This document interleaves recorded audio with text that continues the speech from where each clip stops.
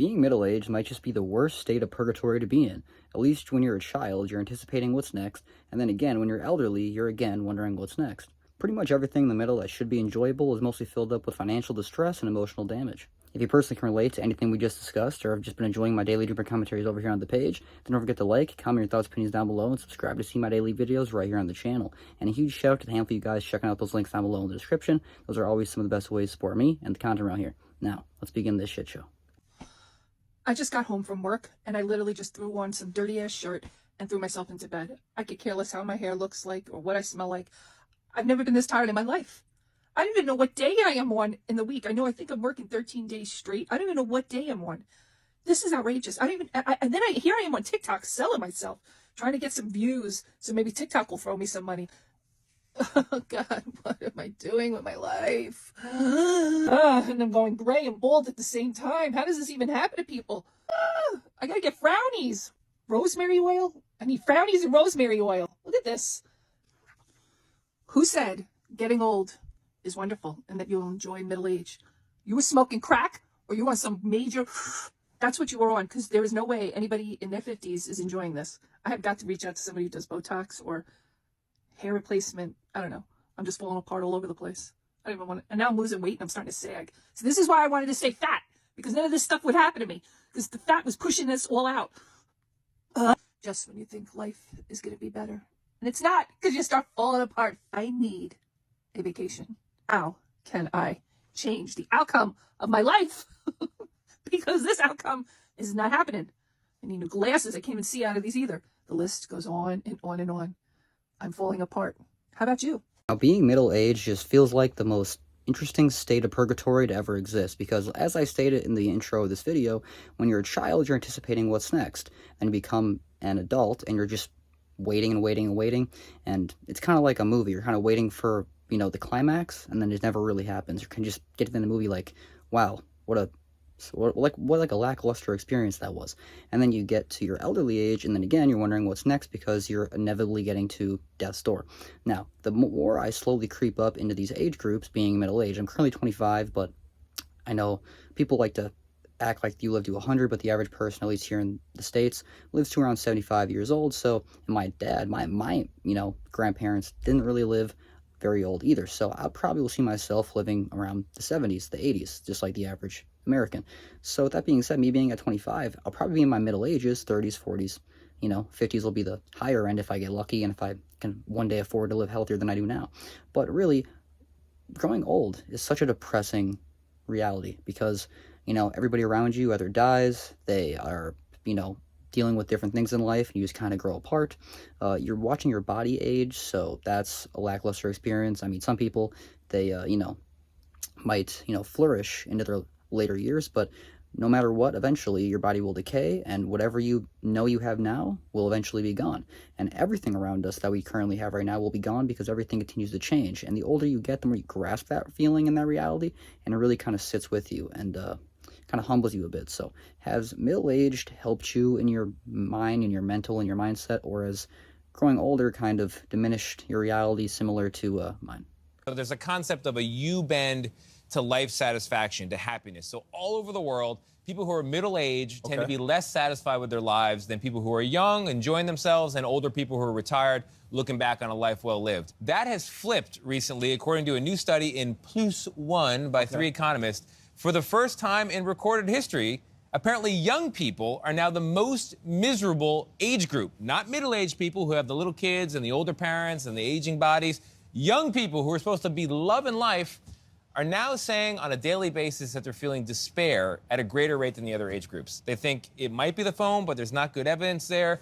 It might be job satisfaction. Apparently there's a decline in people. It used to be if you had a job, that was a protection against feeling bad about your life. But now people with jobs are saying they feel bad. So further investigation is needed, but it's a troubling trend. You have phones, you have jobs, you have the racial divide in this country, you have societal issues, you have conflicts both in this country and abroad. They had to deal with COVID. Some didn't even get to walk in. I can see why. Yeah, that's true. I can see they have dealt with a... Now, people have been saying for years now that mental health has just been talked about for quite a while now, about how these newer generations are soft, how they can't just, put their boots in the dirt and just get out of their feelings and get to work. But in reality, it's different how these days, even the younger you are, the more people are depressed in the younger generations. So with all that, adding up, it really leads to a more negative, dark, down-looking, a downward spiraling society where nobody's really uplifting or really anticipating the future